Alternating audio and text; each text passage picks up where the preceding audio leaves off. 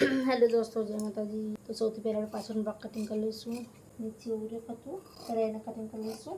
પણ બધાને રીતે અલગ કાપવાની. તો પાછળનો ભાગ પાછળનું ગળું પણ કટિંગ કરી લઈશું. હું એકસાથે બે બ્લાઉઝનું કટિંગ કરું છું.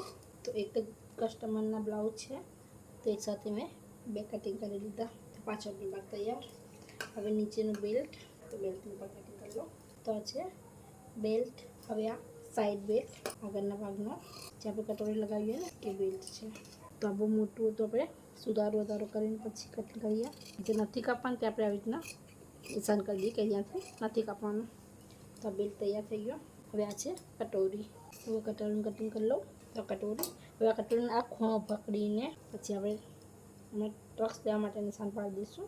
તો આ રીતના કરીને અહીંયાથી આ રીતના વાળી દેવાનું અને અહીંયા આપણે એક નિશાન બનાવી દઈશું. તો આ રીતના નિશાન બની જશે. હવે આપણે બાયનું કટિંગ કરી લઈશું. તો એક જ ગ્રાહકના બ્લાઉઝ હોવાથી આપણે એક સાથે જ કટિંગ કરીશું. અહીંયા ઓછું કપડું હોવાથી આપણે અહીંયા કપડાને જોઈન કરી દઈશું. તો હવે આપણે અસ્તર કટિંગ કર્યું. હવે આ બ્લાઉઝ પીસ સાડીનો છે, તો આપણે હવે કટિંગ કરીશું. આમ અસ્તર ગોઠવતા જઈશું બાય, અને હવે થોડું કપડું વધારે રાખીને કટિંગ કરી લઈશું. આ રીતના એક એક મૂકતા જઈ કટિંગ કરતા જઈશું. પાછળનો ભાગ, તો આ રીતના પાછળનો ભાગ આપણે ગોઠવી દઈશું. આ બોર્ડર પાછળ આવે એ રીતના. એની સામે આપણે બેલ્ટ, તો બેલ્ટ આપણે આ રીતના મૂકીશું. એક કટોરી, તો કટોરી આપણે અહીંયાથી કાઢી લઈશું.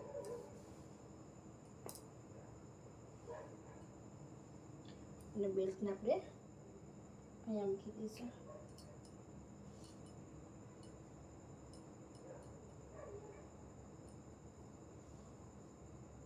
આ રીતના.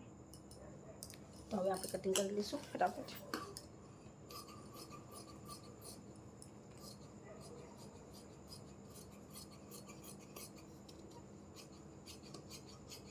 તમે લોકો મારી વિડીયો ક્યાંથી જુઓ છો મને કમેન્ટમાં જરૂર બતાવજો.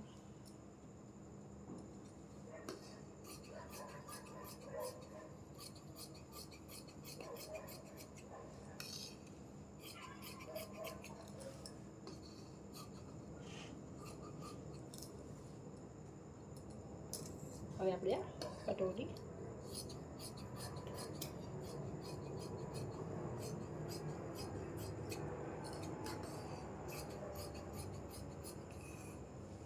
અને છેલ્લે આ બેલ્ટ.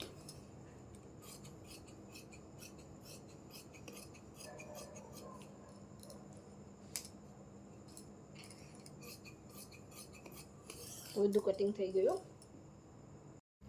તો આ છે પાછળનો ભાગ. આ બાય છે, બેલ્ટ, સાઈડ બેલ્ટ, કટોરી. આ કટોરીની બ્લાઉઝનું કટિંગ પૂરું થઈ ગયું. જો તમને મારો વિડીયો સારો લાગ્યો, લાઈક શેર સબસ્ક્રાઈબ જરૂર કરજો. કમેન્ટમાં જરૂર બતાવજો તમને મારો વિડીયો કેવો લાગ્યો.